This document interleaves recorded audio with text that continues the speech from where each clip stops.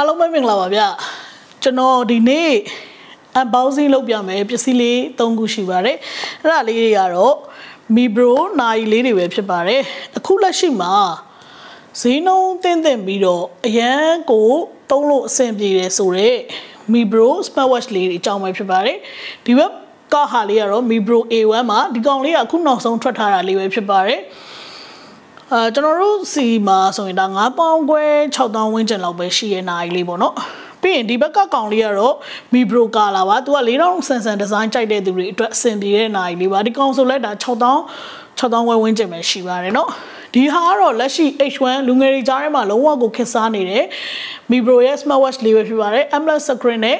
သူကလာတာပါပြီးရင်ဈေးနှုန်းကလည်း8000ကျော်9000ဝန်းကျင်ပဲရှိပါတယ်ခင်ဗျအဲ့ဒါဆိုလို့ရှိရင်ကျွန်တော်နဲ့အတူတူMibro နိုင်လေး3လုံးကို unboxing လုပ်ကြည့်ရအောင်ပါ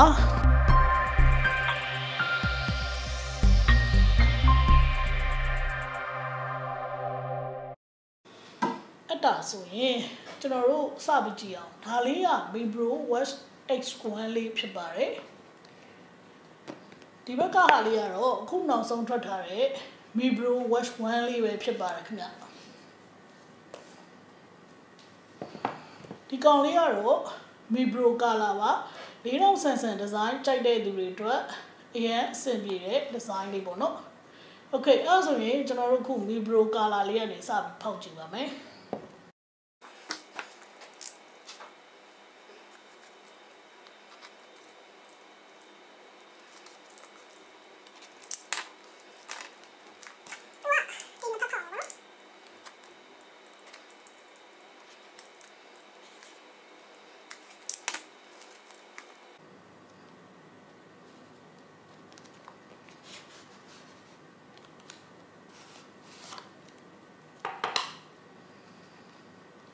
ဆိုရင်ဒါ Mibro ကာလာလေးစပြီးထွက်လာပါပြီ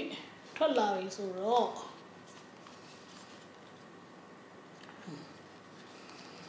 ဘာပါလေးခဏဖယ်ထားမယ်သူက global version ဖြစ်တဲ့အတွက်ကြောင့်မလို့ကျွန်တော်တို့ English လိုလာပါတယ်เนาะဒီမှာသူ့ရဲ့ quick guide လေးဖုန်းနဲ့ဘယ်လိုချိတ်ဆက်ရမလဲဆိုတာပါပါတယ်ပြီးတော့ဒီမှာအာသွင်းကျူးလေး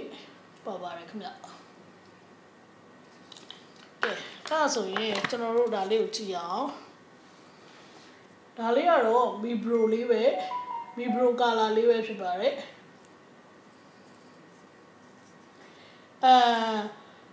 6000ဝန်းကျင်ဆိုပေမဲ့ဒီကောင်လေးရဲ့ quality ကတော်တော်လေးတော့စစ်စစ်ပန်ပန်ရှိရခင်ဗျပြီးရင် CP control တွေကလည်းတော်တော်လေးပြပြပြမြောင်းရှိပြီးတော့ smooth ဖြစ်တဲ့ဒီမှာဆိုလဲ Mibro ဆိုပြီးတော့သူက logo လေးထွင်းပေးထားပါသေးတယ်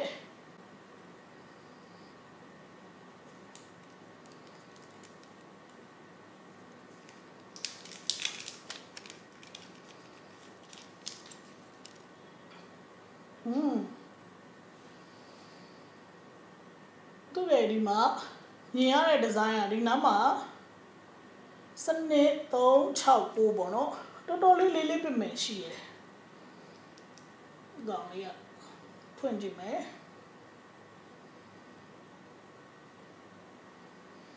Mibro logo လေးနဲ့စပြီးတက်လာတယ်ကျွန်တော်တို့ language ရွေးမယ် English ပဲရွေးလိုက်ပါမယ်ပြီးရင်တော့သူက app ကလေးနဲ့ချိန်ဖို့လိုလာပြီ okay အဲ့ဆိုရင်ဒီကောင်ကိုကျွန်တော် review မှာဆက်ပြီးပြပါမယ်အခုလက်ရှိလက်မှာပတ်ကြည့်မယ်ဆိုရင်ရောသေးလားမသေးဘူးเนาะဒါကျွန်တော်ကညာဘက်ပတ်သက်တဲ့သူမို့လို့ကဲဘယ်ဘက်ပတ်သက်တဲ့သူအတွက်ဆိုလဲဒီမှာကစင်ပြေတဲ့ site ကလေးပါမိုက်တယ်အဲ့ဆိုတော့အဲ့နဲ့ချိန်ပြီးမှပဲကျွန်တော်တို့ကဟိုဟာဖြစ်မှာဆိုတော့ကျွန်တော် review မှာဆက်ကြည့်ပါမယ်ဒါလေးကတော့ unboxing တက်မို့လို့ပါမှာပါလားဘေးဘက်ကနေခု Mibro မြင်ရတဲ့အနေထားပေါ့နော်ဒါကလေ metal frame သိလားပေါ့နော်အရန် premium ဆန်တဲ့ look တစ်ခုသူပေးထားတယ်ဒါဈေးနှုန်း6000ဝန်းကျင်နဲ့ဒီ quality ဆိုတာအရန်ကိုမိုက်တယ်ပေါ့နော်အရန်ကိုလှတယ်လုံးဝတော်တော်လေးကိုမိုက်တယ် quality ကိုပေးထားတာပါအဲ့ဒါကြောင့်လို့လဲ Mibro brand ကဒီခဏအတွင်းကိုနာမည်ကြီးခဲ့တာပေါ့နော် တော်မိုက်ပါတယ်ကျွန်တော်အခုဆက်ပြီးကြည့်မှာက watch A1 လေးကို unboxing လုပ်ကြည့်မှာဖြစ်ပါတယ်သူကလည်း packaging က Mibro color packaging ပါပဲဈေးနှုန်းက Mibro နဲ့တိတ်မကွာပါဘူးအဲ့ဒီက resolution ပါညာ quality ကတော့ကျွန်တော်တို့ဖွင့်ကြည့်ပြီးမှမြင်ရမှာပေါ့နော်ဒီနေ့ကတော့ unboxing သီးသန့်ပါဒါလေးက Mibro watch A1 လေးဖြစ်ပါတယ် yes အဝိုင်းလေးနဲ့လာပါတယ်ကျွန်တော်တို့ဒါဆော့ခွာကြည့်မယ် okay ခုနက color လိုပဲစာရွက်ကလေးနဲ့ထွက်လာမယ်ပြီးလို့ရှိရင်သူ့ရဲ့ဒီမှာအသွင်ကြိုးလေးတွေပါပါမယ် okay ဒါဆိုရင်တသက်ထားလိုက်မယ်ဒါ quick guide ပေါ့နော်ခုန quick guide ပါညာပဲပြီးရင်ဒီမှာနိုင်လေး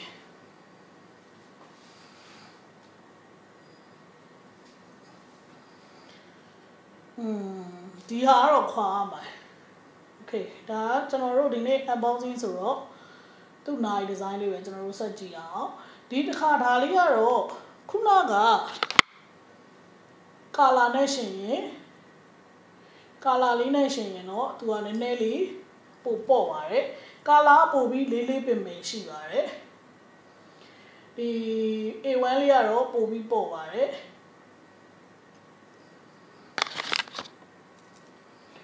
ပေါ့ပတ်ချင်တယ်ဆိုရင်တော့ A1 ကိုပိုရွေးချယ်တင်တယ်ပြီးရင်နောက်တစ်ခုကအဝိုင်းကြရင်တော့ A1 လေးကအဆင်ပြေတယ်ဒါကတော့ညာဘက်ပတ်သက်တဲ့သူတွေအတွက်ပေါ့နော်တဲ့ဘယ်ဘက်မှာပတ်သက်တယ်ဆိုလဲဘယ်ဘက်မှာပြီးတော့သူကလည်းဒီမှာ Mibro ဆိုပြီးတော့logo လေးထွင်းထားတယ်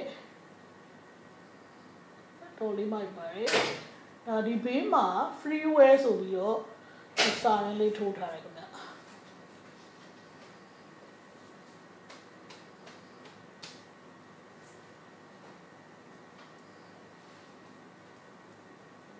လာတယ်တော့ကြစရာပါပဲဒီစင်းလုံးဝင်းကျင်နေနေကတော့ Mibro color ရော Mibro A1 ကတော်တော်ကိုမိုက်တဲ့ quality ကိုပေးထားပါတယ် okay တော့ကျွန်တော်တို့အခုဆက်ပြီး Mibro watch X1 ကိုကြည့်ပါမယ်ခင်ဗျဒါလေးက Mibro watch X1 လေးပေါ့နော် X1 လေးကကျွန်တော်တို့စီမှာတော်တော်လေးရောင်းအားကောင်းတယ်ဘာလို့လဲဆိုတော့ AMOLED display နဲ့တသိန်းမကျော်တဲ့ဈေးပေါ့နော် 8000 9000 ဝန်းကျင်ပဲရှိရဆိုတော့ဒါအင်မတန်မှပေးပျော်တဲ့ဈေးလေးဖြစ်နေပါတယ်ပြီးအသုံးပြုလို့ရတဲ့ feature တွေကလည်းများတယ်ဈေးကလည်းတန်တယ်ဆိုတော့ရောင်းအားကောင်းတာလည်းမထူးဆန်းဘူးပေါ့နော်ဒါဆိုရင်ခုဒါကျွန်တော် H1 လေးကိုဖောက်ပါမယ်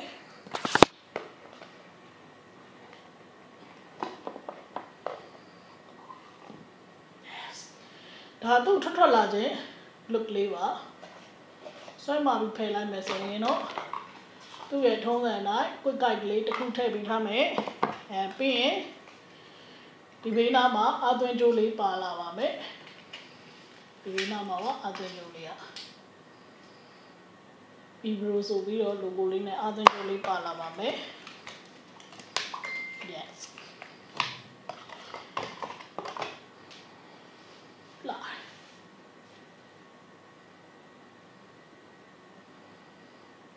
တော်လေးလာတယ်ပေါ့နော်ပြီးရင်ဒီနားမှာသုံးထားတဲ့ခွင်းတွေ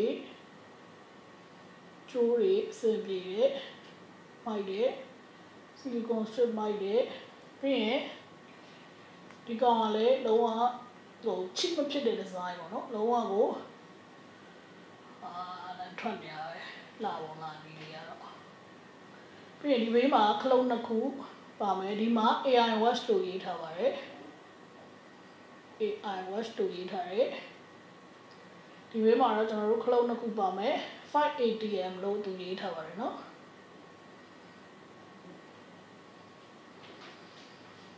ဒီပါတော်တော်လာတယ်သူလည်းပေါ့ပေါ့ပါပဲဒါအခုခလဲကောင် Mibro H1 ညာဘက်ပေးက Mibro A1 နဲ့ဒီဘက်ချမ်းကတော့ Mibro color ပါဒီသုံးခုလေးကိုကျွန်တော်ဒီနေ့ unboxing လုပ်ပြတာပဲဖြစ်ပါတယ်ခင်ဗျအဲ့ဒါဆိုလို့ရှိရင်နောက်ရဲ့ review ကိုကျွန်တော်ထပ်ရိုက်ပြီးသင်ပေးပါမယ်အားလုံးကိုကျေးဇူးအများကြီးတင်ပါတယ်ခင်ဗျ